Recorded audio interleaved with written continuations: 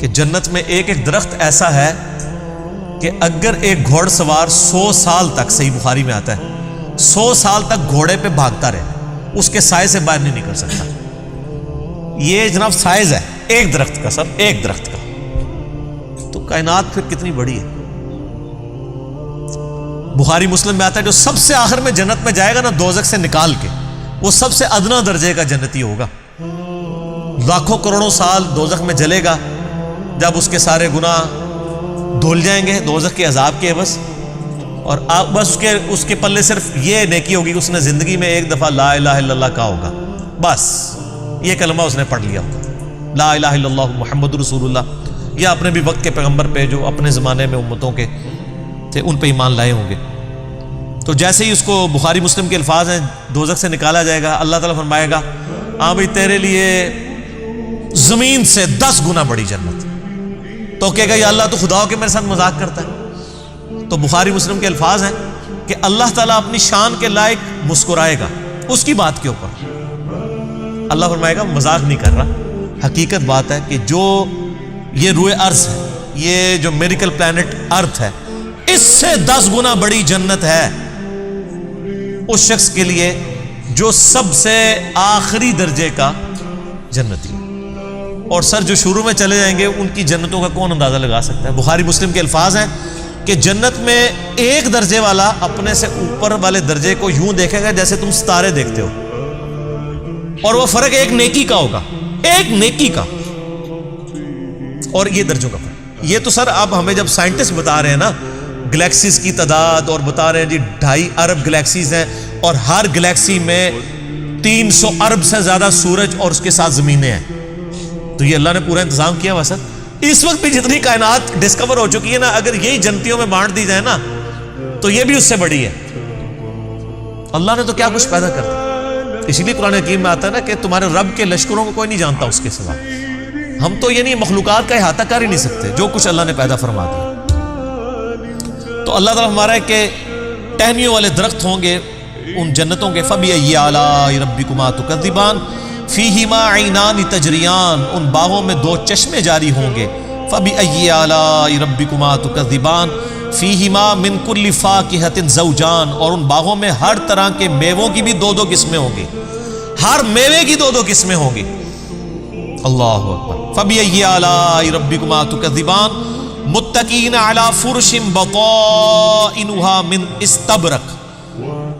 جو جنتی ہیں وہ تکیہ لگائے بیٹھے ہوں گے بستروں پر جن کے استر جو ہیں وہ گاڑے ریشم کے ہوں گے،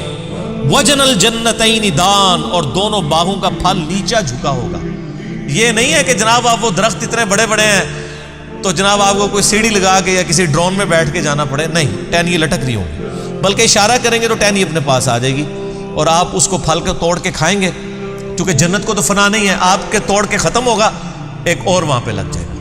جنت میں کوئی چیز ختم نہیں ہونی سر، جتنا مرضی کھاؤ پیو، ختم کوئی چیز نہیں ہونی، جو آپ کھائیں گے نا آپ، اچھا، اور آپ کو بھی تکلیف سے آزاد کر دیا،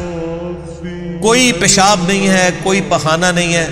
بخاری مسلم کے الفاظ ہیں ایک خوشبودار ڈکار آئے گی سب کچھ ہضم، اور کوئی قبض والا معاملہ نہیں ہوگا، کوئی پیٹ خراب ہونے والا نہیں ہوگا، وہاں اپنے آپ لذت کے لیے کھائیں گے اور بھوک بھی نہیں ہوگی،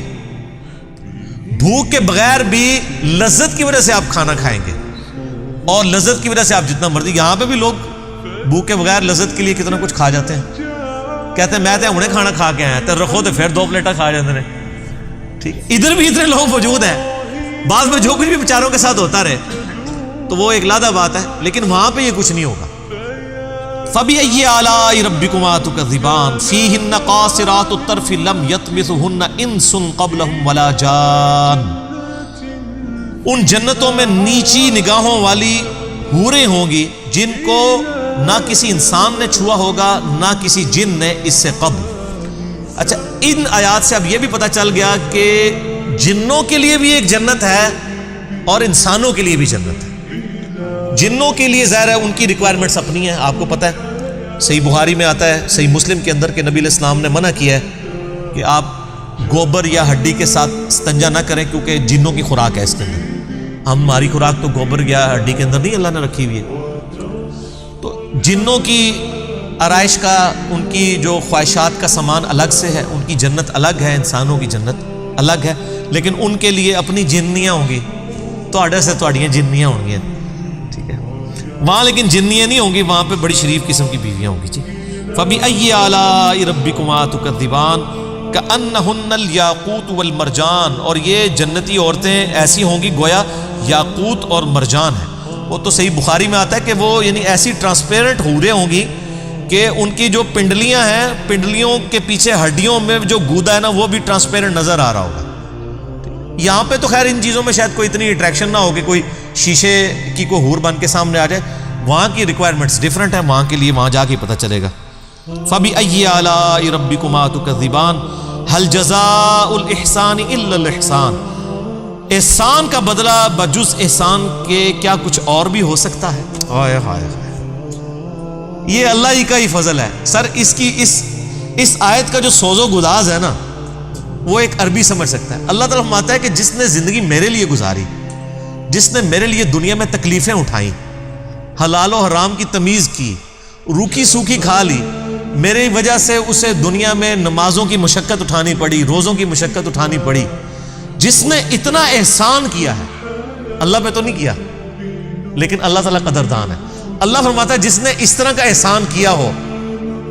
تو کیا اس کا بدلہ میری طرف سے احسان کے علاوہ کچھ اور ہو سکتا ہے کہ میں بھی اس کے ساتھ ویسے ہی احسان کروں؟ حالانکہ ہم نے اللہ پہ نہیں احسان کیا ہوا، لیکن یہ اللہ تعالیٰ کی قدر شناسی ہے کہ وہ قدر کرتا ہے انسان، کہ بتاؤ اس احسان کا، اس نیکوکاری کا بدلہ کیا نیکوکاری کے علاوہ کچھ ہو سکتا ہے؟ جو تم نے نیکوکاری کی تو میں تمہارے ساتھ وہی نیکوکاری کروں گا، یعنی مراد یہ کہ جنت دوں گا۔ فَبِأَيِّ آلَاءِ رَبِّكُمَا تُكَذِّبَانِ، تو اے جن و انس کے گروہ، تم اپنے رب کی کون کون سی نعمتوں کو جھٹلاؤ گے؟